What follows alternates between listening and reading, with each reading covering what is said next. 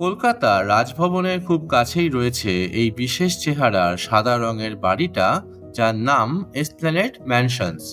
1910 সালে ইহুদি ব্যবসায়ী ডেভিড জোসেফ এজরার তৈরি এই বাড়িটির অন্যতম বৈশিষ্ট্য হল এর আর্ট নুভো স্থাপত্যশৈলী। 19 শতকের শেষ দিকে ফ্রান্সে তৈরি এই শিল্পরীতিতে বিভিন্ন প্রাকৃতিক জিনিসের গঠনের অনুকরণে বাড়ির নকশা তৈরি করা হতো। সেই বিচারে সম্ভবত কলকাতা তথা ভারতেরও একমাত্র আর্ট নুভো ঘরানার বাড়ি এই এসপ্ল্যানেড ম্যানশনস। মূলত একটি সাধারণ আবাসন হিসেবে তৈরি করা হলেও দ্বিতীয় বিশ্বযুদ্ধের সময় এখানেই আমেরিকান সৈন্যদের থাকার ব্যবস্থা ছিল।